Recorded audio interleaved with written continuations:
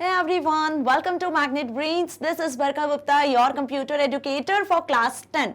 So students, आज हम start करने वाले हैं chapter number 23 of your book information technology, book code 402, part B, unit 4. Okay, so आज हम स्टार्ट करेंगे इस चैप्टर में importance of work place safety. अब देखो, ये जो चैप्टर है बहुत इंपॉर्टेंट चैप्टर है क्योंकि लास्ट चैप्टर में हमने डिस्कस किया था इंटरनेट सिक्योरिटी. इट मींस कि जब आप इंटरनेट पे वर्क करते हो तो एट दैट टाइम आपको क्या सेफ्टी रखनी है, क्या सिक्योरिटी को फॉलो करना है, वो सारी चीज हमने डिटेल में डिस्कस किया था. क्लियर? अब जब आप कहीं पे वर्क करते हो, चाहे वो कोई ऑर्गेनाइजेशन हो या फिर कोई ऑफिस, स्कूल, कंपनी, हॉस्पिटल, कोई सा भी वर्क प्लेस हो, यदि आप बिजनेस कर रहे हो तो कोई शॉप हो, शॉपिंग मॉल हो, ओके, तो जब आप कहीं पे वर्क करते हो, आप जॉब करते हो, तो वो वर्किंग एनवायरनमेंट में जब आप वर्क कर रहे हो तो वहां पर जो सेफ्टी होनी चाहिए आपकी एम्प्लॉय की, स्टाफ की, मैनेजर की, ऑनर की, स्टूडेंट्स की, वॉट जो भी पर्सन एक वर्किंग एरिया में वर्क कर रहा है, तो सबसे मेन जो फर्स्ट प्रायोरिटी होती है वो होती है सेफ्टी फर्स्ट. ओके, सो चैप्टर में हमें बेसिकली आज इस चैप्टर में क्या पढ़ना है कि how we safe in the environment where we work. जहां आप काम करते हो वहां आप कैसे सेफ रह सकते हो, किन किन प्रॉब्लम्स को आपको फेस करना होता है. ओके, ऐसे कैसे इंसिडेंट और एक्सीडेंट्स होते हैं जिनसे हमें प्रिवेंट होना है, जिनको हमें लाइटली नहीं लेना है, जिससे बचने के लिए हमें क्या केयरफुल एक्शंस लेना है, वो सब आज इस चैप्टर में हम पढ़ने वाले हैं. ओके, सो होप आपको इस चैप्टर का नाम का मतलब समझ में आया होगा, importance of work place safety. जहां पे जो भी पर्सन वर्क करता है, industry, organisation, company, office, school, वो प्लेस होती है उसके लिए उसकी वर्क प्लेस, और वहां आपको कैसे अपनी सेफ्टी को ध्यान रखना है, हाउ यू विल सिक्योर, आप कैसे वहां सिक्योर रहोगे, वो सारी चीजें आज इस चैप्टर में हम पढ़ने वाले हैं. ओके, अब आप लोग सोच रहे होंगे कि ये चैप्टर आपको आईटी की बुक में क्यों दिया हुआ है. जस्ट बिकॉज कि जैसे आप 11th-12th के बाद अपने करियर के लिए मूव करोगे, एट दैट टाइम आप हो सकता है कहीं ना कहीं बहुत अच्छी कंपनी, ऑर्गेनाइजेशन या कहीं भी वर्क करो. ओके, सो उसके लिए आपको सेफ्टी क्या होती है वो बहुत ध्यान में रखना है. क्लियर? सिर्फ पैसे अर्न करना इज नॉट अ थिंग, है ना, वो जरूरी नहीं होता. जब आप स्वस्थ रहोगे, आप हेल्दी रहोगे, तो ऑटोमेटिकली सारी चीजें आपके कदमों में होगी. Right? So prevention is best then cure. So आज हम इस चैप्टर में प्रिवेंशंस पढ़ने वाले हैं, डिफरेंट हजार्डियस कंडीशंस से रिलेटेड. तो चलिए स्टार्ट करते हैं चैप्टर इंट्रोडक्शन से. Workplace safety is a very important aspect of all types of industries. Okay, जैसा मैंने अभी आपको बताया कि किसी भी तरीके की ऑर्गेनाइजेशन, इंडस्ट्रीज, या फिर हम बात कर सकते हैं कोई भी बिजनेस, जैसे मॉल्स हो गए, या कोई बिजनेस पर्सन अपनी शॉप्स पे है ना, पेट्रोल पंप पे जब आप देखते हो तो वहां पर भी जो सेफ्टी होती है, जो वर्क प्लेस होती है, वो बहुत इंपॉर्टेंट एस्पेक्ट होता है. Okay, all the members of staff should have a safe environment eight their work place. जो भी पर्सन जहां पे भी वर्क करता है तो वो ये चाहता है कि हमारे आसपास जो भी एनवायरनमेंट हो वो कैसा हो, सेफ हो और सिक्योर हो. Clear? So it is a moral responsibility. ये क्या है? एक मॉरल रिस्पॉन्सिबिलिटी है किसी भी ऑर्गेनाइजेशन के लिए that ensure the health and safety and wellness of all its employees as well as employers. Clear? So next is, अब देखो क्या होता है कि किसी भी वर्क प्लेस पे जब आप काम कर रहे होते हो, है ना, तो वहां पे सेफ्टी तो मेन इंपॉर्टेंट है, हमें सबसे पहले प्रायोरिटी देना है सेफ्टी पे. तो ये किसका रिस्पॉन्सिबिलिटी होती है? ये ऑर्गेनाइजेशन की, वहां के मैनेजमेंट की रिस्पॉन्सिबिलिटी होती है कि आप स्टाफ को, जो भी आपके यहाँ रिसोर्सेज हैं, मशीन्स हैं, उनको आप सेफ रखो, एक सेफ इन्वायरमेंट पे रखो, जिससे क्या होगा, इंप्लॉयज जो वहां वर्क कर रहे हैं, जो आपका स्टाफ है, वो और आपके बीच में एक ट्रस्ट बिल्डअप होगा. क्लियर? ये भी. और सेकंड थिंग कि ह्यूमन जो लॉस होता है ना, हमने बहुत सारी बार ऐसा देखा है कि कुछ ऐसे एक्सीडेंट्स और इंसिडेंट्स होते हैं जिनसे क्या होता है, ह्यूमंस का लॉस होता है. तो ह्यूमन लॉस जो होता है वो हम बोल सकते हैं इमेजरेबल और इनटॉलरेबल होता है, जिसकी वजह से फैमिली को बहुत ट्रबल करना पड़ता है, बहुत सारी चीजें फेस करनी पड़ती है. Okay, so human loss is immeasurable and intolerable. A loss or injury of an employee result in a major loss to their families. All the industries have safety risk. अब ऐसा तो है नहीं कि हम जहां भी काम करेंगे और बिना रिस्क के काम करेंगे. आप कोई बिजनेस करो, आप कहीं भी कोई भी वर्क करो, तो रिस्क तो सबसे पहले होती है ना. तो हर इंडस्ट्री में जहां पे भी आप वर्क कर रहे होते हो वहां पे सेफ्टी रिस्क होती हैं. ओके तो अब कंपनीज को क्या चाहिए, ऑर्गेनाइजेशन को क्या चाहिए, the management of the industries और organisation should plan and implement safety measures to avoid and minimise injuries and damage the equipment and other useful resources. Okay so safety measures जो है basically improves the productivity and increases the trust level between the management and employees, जो बात मैंने अभी आपको बताई। Clear? अब देखो एक स्टडी हुई थी, कंडक्ट की गई थी, किसके थ्रू कंडक्ट की थी, ब्रिटिश सेफ्टी काउंसिल के थ्रू इंडिया में। अब British safety council a registered charity founded by James tie. James tie ने एक स्टडी कंडक्ट की थी, उस स्टडी में क्या बताया था उन्होंने, he showed that about 48,000 workers died in 2016. 2016 में 48,000 workers died. Why? Due to occupational hazards. मतलब कंपनीज में, ऑर्गेनाइजेशंस में काम करते समय ऐसे कुछ hazardous conditions थे, एक्सीडेंट्स थे, जिनकी वजह से 48,000 वर्कर्स डाइड हुए थे। ओके सो इसके बाद उन्होंने एक और जो हम बोल सकते हैं कि according to the international level organisation, international labour organisation के थ्रू भी एक स्टडी कंडक्ट की गई थी, around 340 million occupational accidents happened worldwide every year. मतलब जब आप कहीं पे भी वर्क करते हो, जैसे हम बात कर रहे हैं यहाँ पे इंडस्ट्रीज की, कंपनीज की, ऑर्गेनाइजेशंस की, तो वहां पे ऐसे केसेस जो होते हैं जिससे क्या बोल सकते हैं हम, ह्यूमंस का लॉस होता है, वो दिन पे दिन बढ़ते जा रहे हैं। ओके अब इनसे बचने के लिए हमें क्या प्रिवेंशंस लेना है। ओके सो वही बेसिकली आज इस चैप्टर में हम पढ़ने वाले हैं, कौन कौन से ऐसे कंडीशंस, ऐसे एक्सीडेंट्स, ऐसे इंसिडेंट है जो हमें यहाँ पे इस चैप्टर में आज डिस्कस करना है। So most accidents can be prevented if everyone uses safety equipment. तो इस तरीके से जो एक्सीडेंट्स हैं जो अभी हमने देखे स्टडीज में, तो इस तरीके के एक्सीडेंट्स को बचने के लिए, उनको प्रिवेंट करने के लिए सबसे इंपॉर्टेंट चीज क्या है, सेफ्टी फर्स्ट। सेफ्टी इक्विपमेंट का आपको यूज करना है, सेफ्टी रूल्स को आपको प्रॉपरली फॉलो करना है। क्लियर? सो देखिए आज हमको इस चैप्टर में क्या क्या पढ़ना है।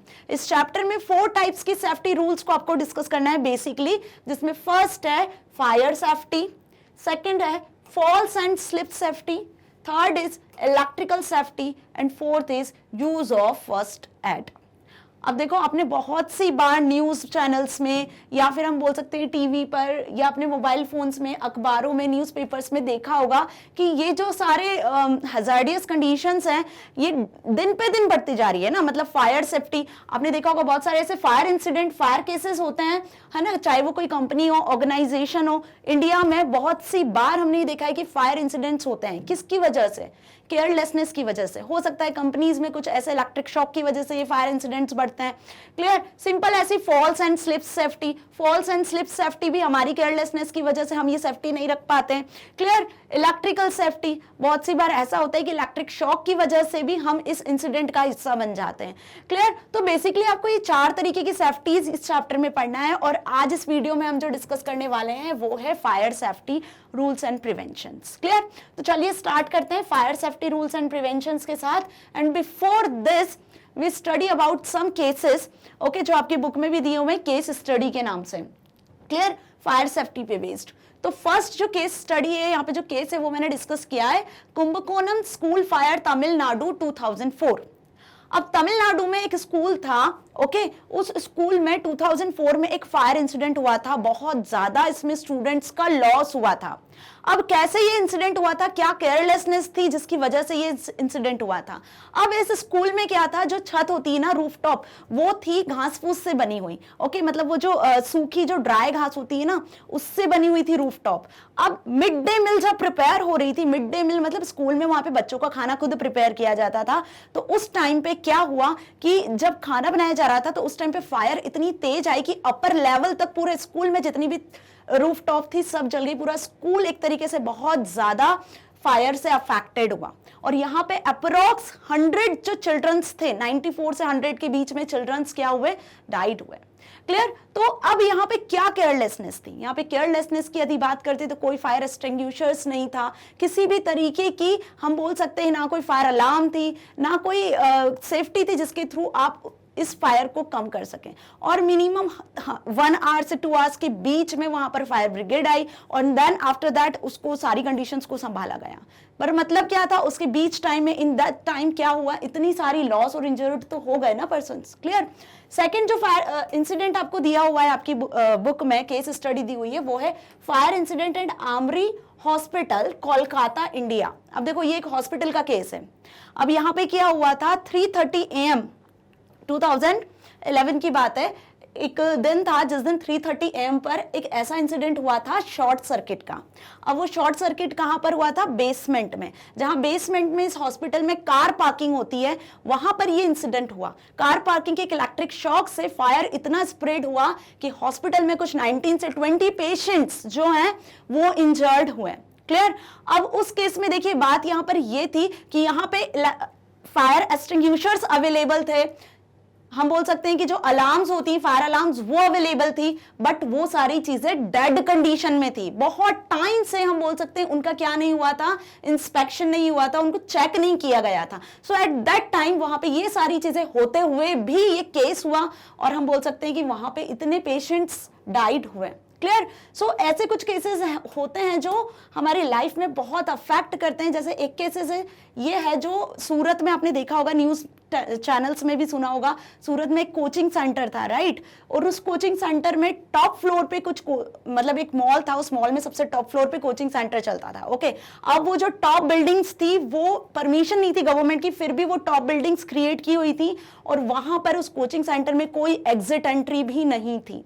क्लियर। अब यहाँ पे भी बेसमेंट में एसी जो रहता है, एसी सर्किट जो रहता है, वहां पे इलेक्ट्रिक शॉक की वजह से जो फायर है वो इतना स्प्रेड हुई कि वहां पर जो स्टूडेंट्स थे, कम से कम 19 से 20 स्टूडेंट्स इंजर्ड थे, कोई डाइड हो चुके थे। सो बहुत बुरी कंडीशन थी। यहाँ पे भी प्रॉपर जो बोल सकते हैं ना हम कि फायर को लेके प्रिवेंशन होना चाहिए, वो कुछ भी नहीं था। और जो चीजें थी तो वो भी सब एट दैट टाइम वर्क नहीं कर रही थी। तो देखो ये सारी जो चीजें हैं जो मैं आपसे डिस्कस कर रही हूं, तो कहीं ना कहीं हमारी सेफ्टी को लेकर बहुत ज्यादा हार्मफुल होती हैं। ओके। अब इसके लिए क्या करना चाहिए, इन सारी चीजों के लिए हमें क्या करना चाहिए, सबसे मेन और इंपॉर्टेंट चीज है जो मैं रूल्स आपको बताने वाली हूं कि ये सिर्फ और सिर्फ उन ऑर्गेनाइजेशन के लिए या मैनेजमेंट का रिस्पॉन्सिबिलिटी नहीं होता है, हम जनरल इंडिविजुअल पर्संस की भी रिस्पॉन्सिबिलिटी होती है कि जहां भी आप वर्क करते हो, जिस भी जगह पर आप वर्क करते हो, जहां रहते हो, तो वहां पे अपनी सेफ्टी और अपने साथ में जितने लोग हैं उनकी सेफ्टी के लिए आपको मेजर स्टेप लेना चाहिए। Clear. Next is boiler burst with in a chemical plant Karnataka. अब ये जो केस स्टडी हम डिस्कस कर रहे हैं ये तो रीसेंट केस स्टडी 2021 मतलब फ्राइडे 25 सितंबर को जो केमिकल प्लांट है, एक बॉयलर वहां पे ब्रस्ट हुआ। ओके। कर्नाटका जो बैंगलोर है वहां की ये केस स्टडी है जो मैं आपको बता रही हूँ। अब यहाँ पर भी अप्रोक्स 3 से 4 जो एम्प्लॉयज थे वो इंजर्ड हुए क्योंकि जो केमिकल का बॉयलर था वो ब्रस्ट हुआ था। ओके। अब देखिए केमिकल बॉयलर बर्स्ट होना इट मींस व्हाट, कि यहां पर कुछ ना कुछ तो ऐसी केयरलेसनेस होगी ना। मतलब जो इंप्लॉइज है, जो फायर सेफ्टी ऑफिसर्स वहां अपॉइंट किए हुए थे, हो सकता है उन्होंने वो सारी चीजें चेकआउट नहीं की हो, बट यहां पर प्रिवेंशंस थे सारे, तो उन्होंने टाइम रहते सारी चीजें चेक किया। ओके। और प्रिवेंट किया। तो बात समझ में आ गई।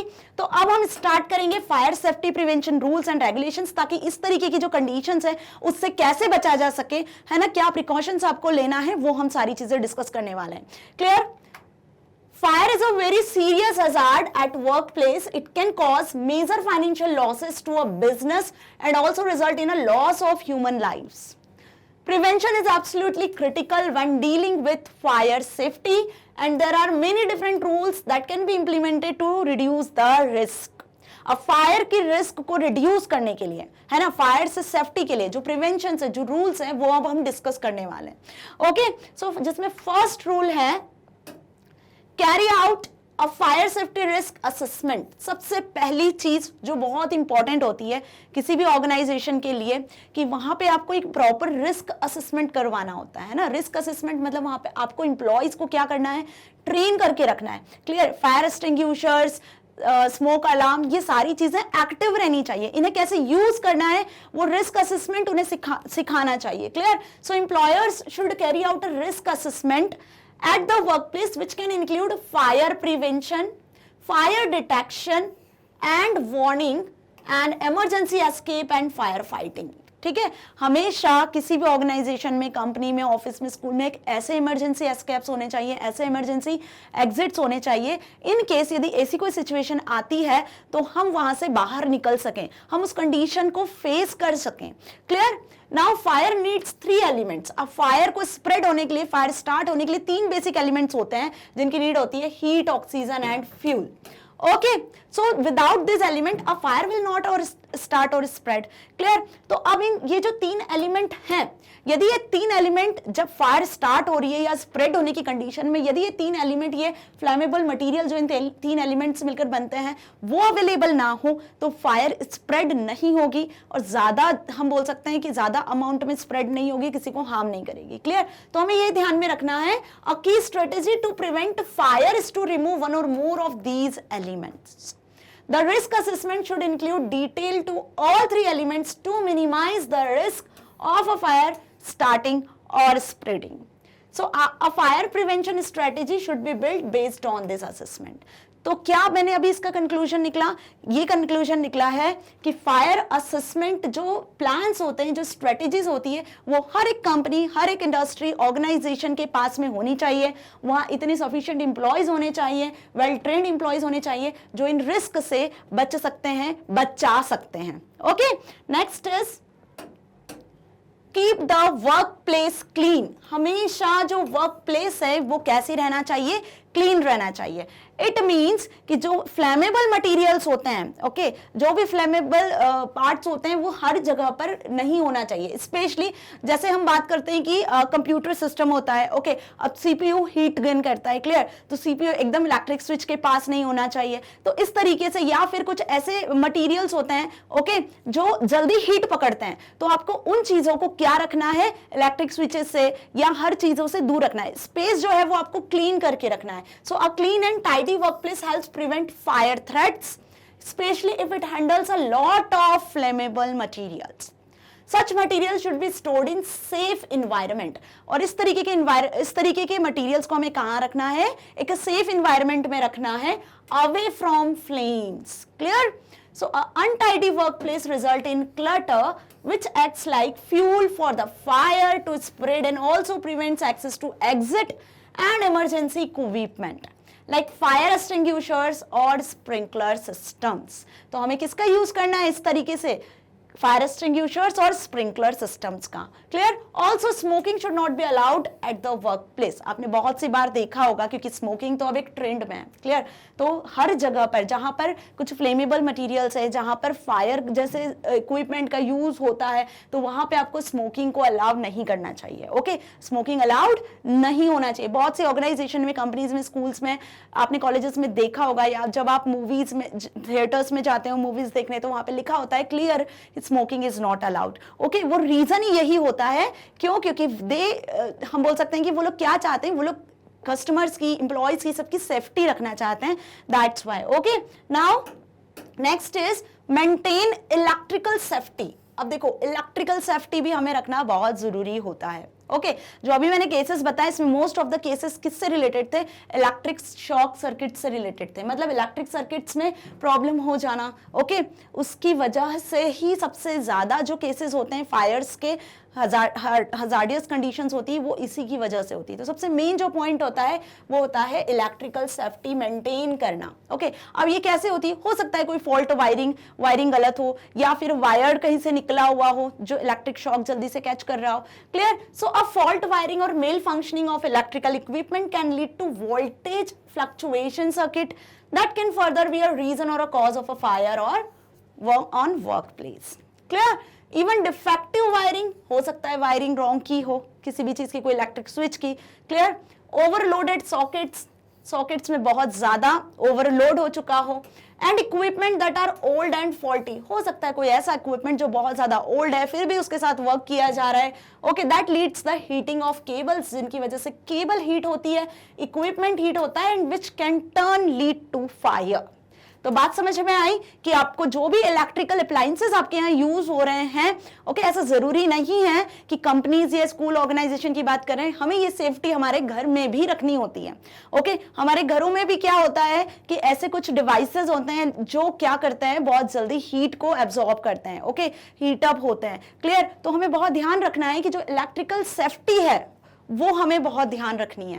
ओके, सो अब यहाँ पे आपको क्या मेन चीजें ध्यान रखनी है कि कोई वायर जो है वो उसकी केबलिंग जो है वो रॉन्ग तो नहीं है, ठीक है, वायरिंग रॉन्ग तो नहीं की गई है, क्लियर, ओवरलोडेड सॉकेट्स तो नहीं है। So regular inspection and maintenance, इसके लिए हमें क्या करना है, regular inspection and maintenance of electrical equipment should become a compulsory and regular practice to prevent overheating and sparking of cable or equipment. Clear? Next is keep electrical control panels accessible. देखो electrical जो control panel है, okay, उन्हें आपको regularly एक routine या एक schedule होना चाहिए जिसे आप रेगुलरली एक्सेसिबल करो। इट मींस एक्सेस कर सको। इट मींस कि जो कंट्रोल पैनल्स होती हैं, इलेक्ट्रिकल कंट्रोल पैनल्स, आपने देखा होगा हर जगह, हो सकता है आपके स्कूल में भी आपने देखा होगा, जो मेन स्विच होता है जहाँ पे एमसीबी, फ्यूज, सारे पूरे स्कूल का जो इलेक्ट्रिकल कंट्रोल पैनल होता है वो हमेशा कहाँ होना चाहिए, नियर होना चाहिए। ओके, ताकि इन केस कभी ऐसी कोई कंडीशन आती है इलेक्ट्रिकल स्पार्किंग वाली या कोई फायर से रिलेटेड कुछ कंडीशन होती है तो हम तुरंत उस कंट्रोल पैनल तक पहुंच सके और सारे स्विचेस को ऑफ कर सके। बीच में ऐसे कोई फ्लेमेबल मटेरियल नहीं होना चाहिए या बीच में कोई सी भी ऐसी डिफिकल्टीज आपको फेस नहीं करना चाहिए। Okay, so if there is an emergency, one should be able to quickly access the control panel to shut down the electric supply of a particular machine. There should not be any equipment in the way that might prevent quick access to the control panel. Okay? The control panel should be visibly marked to enable identification at the moment's notice. अब वो control panel एक हम बोल सकते हैं कि marked होनी चाहिए ताकि कोई भी जब पर्सन उसे एक्सेस करे तो वो उसे इजीली एक्सेस कर सके। तो विजिबली मार्क्ड होनी चाहिए, जैसे आपको यहाँ डायग्राम में शो हो रहा है, ठीक है। ये कंट्रोल पैनल एक्सेस होती है किसी भी हम बोल सकते हैं इलेक्ट्रिक अप्लायंसेस, इलेक्ट्रिक मशीन के लिए। Clear? Next is store chemicals safely. Second important चीज कि केमिकल्स जो होते हैं उन्हें भी आपको सेफली स्टोर करके रखना चाहिए। क्यों? क्योंकि कुछ केमिकल्स ऐसे होते हैं ना जो हार्म करते हैं, ठीक है। जैसे फ्लोर क्लीनिंग ऑफ फ्लोर्स के लिए जो केमिकल्स यूज होते हैं, product supply, chemical supply and many other reasons, तो इनके लिए जो केमिकल्स होते हैं वो हार्म करते हैं। आप सभी ने अपने स्कूल में केमिस्ट्री लैब में यदि कभी गए होंगे तो कुछ ऐसे केमिकल्स होते हैं जो हाथ पे यदि गलती से लग जाते हैं तो आपका हाथ जल जाता है, ठीक है, आपका हैंड, फिंगर जहां पे भी लग रहे हैं वो इंजर्ड हो जाती हैं। तो इस तरीके के केमिकल्स को आपको क्या करना है, सेफली स्टोर करके रखना है, उनको प्रॉपर लेबल करके रखना है ताकि गलती से कोई पर्सन उसको ना छू सके। केमिकल प्लांट्स जो होते हैं, बड़ी बड़ी जो कंपनीज होती है, केमिकल फैक्ट्रीज होती है, वहां पर इस तरीके के इंसिडेंट होने के चांसेस ही यही होते हैं, केयरलेसनेस की वजह से हो सकता है कि कुछ ऐसे केमिकल्स हैं जो क्या कर सकते हैं, पीपल्स को हार्म कर सकते हैं। Okay, so flammable chemicals are found in most of the work places of different purposes. The material safety rules mentioned on the labels of chemicals should be followed while storing them. Okay, otherwise they may cause safety hazards like the heat generation, fire, explosion and leakage of toxic gases. Clear? तो ये सारे क्या बोल सकते हैं हम कि hazards हो सकते हैं जब कोई भी केमिकल केयरफुली मेंटेन नहीं किया गया हो तो। Okay, now next prevention is conduct fire safety training and regular drills. अब कंपनीज में एम्प्लॉयज को है ना क्या सिखाना चाहिए, क्या ट्रेनिंग देना चाहिए कि कैसे आप फायर सेफ्टी रूल्स को फॉलो करो, है ना, या आप कैसे रेगुलर ड्रिल्स जो होती है, वो जो सारी चीजें हैं सेफ्टी से रिलेटेड, वो सारी चीजें आपको कंपनी में एम्प्लॉयज को सिखानी चाहिए, एम्प्लॉयज को ट्रेन करना चाहिए उन सारी चीजों के लिए, ताकि एनीवेयर एनी टाइम जब भी कोई ऐसी हैजार्डियस कंडीशन आए तो लोग उसे फेस कर सकें और उससे बाहर निकल सके बिना कोई इंजरी के। Okay, so all employees both new and old should be regularly trained in fire safety procedures like proper use of fire extinguishers. Clear? आप सभी के स्कूल्स में भी ऐसे इंस्पेक्शंस हुए होंगे, ऐसे ट्रेनर्स आए होंगे जो बच्चों को भी फायर एक्सटिंग्विशर्स किस तरीके से यूज करना है। Okay, may be in 11th-12th आपको सिखाया जाता होगा कि किस तरीके से यदि ऐसी कोई कंडीशन आती है तो हमें उसे फेस करना है, फायर एक्सटिंग्विशर्स का कैसे यूज करना है। Okay, so one of the most important points of fire safety training is know the exit procedure in the event of fire. अब एक एग्जिट प्रोसीजर को भी कैसे आपको फॉलो करना है जब इन केस की ऐसे कोई कंडीशन आ जाए related with fire.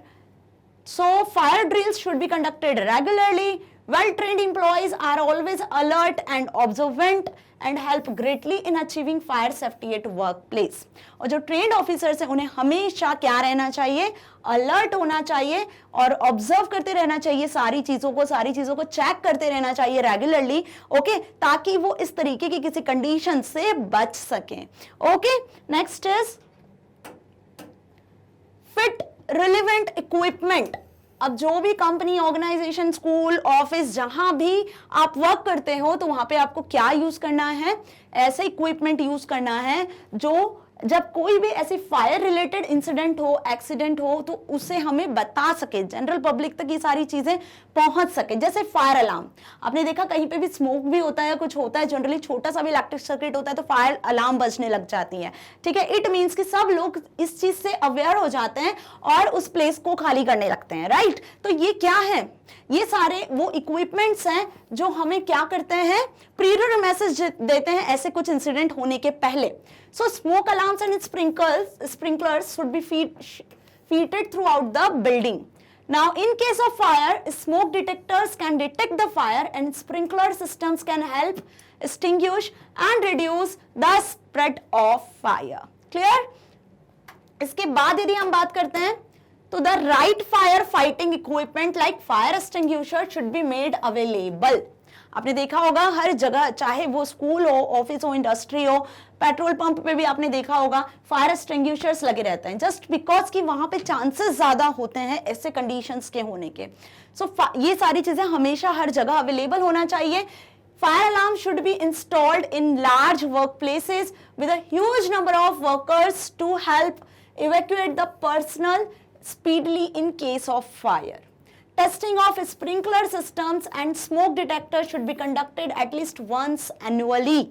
It means अब बात हो रही है कि जो भी फायर एक्सटिंग्विशर्स आप यूज करते हो और स्मोक अलार्म होती है, स्मोक डिटेक्टर्स जो होते हैं, जो भी टूल्स, टेक्निक, इक्विपमेंट आप यूज करते हो अपनी कंपनीज में, ऑर्गेनाइजेशन में, तो ऐसा नहीं कि बस लगा दिया, ट्रेन कर दिया, बट उन सारी चीजों की टेस्टिंग होना, उन सारी चीजों को यूज कैसे करना है, टाइम टू टाइम उन्हें चेक करना, ये सारी चीजें भी मोस्ट इंपॉर्टेंट है. क्यों? क्योंकि कोई भी इंसिडेंट आपको बताकर नहीं होता है कि आज आग लगने वाली है ना, कि या फिर कल कुछ और होने वाला है. हमेशा इंसिडेंट अचानक होते हैं, एनीवेयर, एनी टाइम, कभी भी किधर भी हो सकते हैं. बट हमें ये जो सारी चीजें हैं, हमें जो सेफ्टी रखना है वो सेफ्टी मस्ट है. तो जो ट्रेनर्स, जो एम्प्लॉयज होते हैं, उन्हें ये चाहिए कि वो क्या करें, जितने भी डिवाइसेस है, इक्विपमेंट है, उन्हें क्या करके रखे, सेफ और सिक्योर करके रखे. हमेशा उनको ऑब्जर्वेशन में रखे कि सब सही तरीके से वर्क कर रहे हैं कि नहीं कर रहे हैं. ओके, सो एक टाइम बना लें एनुअली, पीरियोडिकली, उसे चेक करने के लिए. Now mark the exits. आप सभी ने देखा होगा एग्जिट्स लिखा होता है, इधर से आपको एंटर करना है और एक बड़ा सा लेबल लगा रहता है, यहां से आपको एग्जिट करना है. क्लियर? तो जब भी कोई ऑर्गेनाइजेशन या फिर कहीं की भी बात करते हैं हम, तो वहां पे एग्जिट जो होता है वो जरूरी होता है. अब ये एग्जिट यहाँ पर इंपॉर्टेंट क्यों है? क्योंकि यहां हम बात कर रहे हैं इमरजेंसी एग्जिट की. Emergency exit diagram should be posted and emergency exit should be well lit with neon signs. ये जो आप साइन देख रहे हो ये सब इमरजेंसी एग्जिट के ही हैं. इन केस जब कोई फायर इंसिडेंट हो या कोई इलेक्ट्रिक शॉक जैसा कोई सा भी इंसिडेंट हो, तो उस टाइम पे हर ऑर्गेनाइजेशन, इंडस्ट्री में क्या होना चाहिए, इमरजेंसी एग्जिट होना कंपलसरी होता है. ओके, तो वो इमरजेंसी एग्जिट क्या होना चाहिए, हमेशा मार्क होना चाहिए. Clear? Next is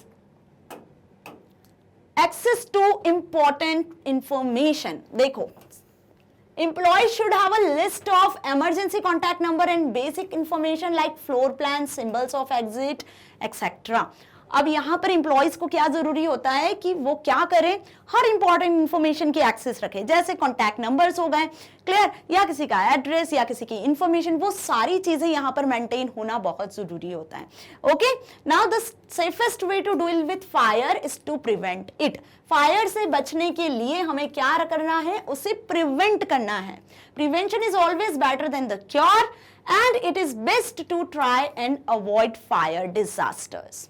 The simple truth is that fire emergencies and disasters can strike anyone, anytime, anywhere. If fire does break out in workplace, then one must act, not panic. So hope आपको आज का ये video lecture अच्छे से समझ में आया होगा, जिसमें मैंने आपको कुछ फायर सेफ्टी रूल्स के बारे में बताया जो हमारी लाइफ में बहुत इंपॉर्टेंट है। सो स्टूडेंट्स, यदि आपको मेरी वीडियो अच्छी लगी है तो आप इसे magnetbrains.com वेबसाइट से भी एक्सेस कर सकते हो। आपको यहाँ अपनी क्लास को सिलेक्ट करना है। जैसे ही आप अपनी क्लास को सिलेक्ट करते हो, स्क्रॉल करते हो, तो आपको यहाँ पे मेरे सारे वीडियो लेक्चर्स मिल जाने हैं। वॉच नाउ पे आपको क्लिक करना है। कुछ इस तरीके से आपको वीडियो प्ले होता हुआ शो होगा।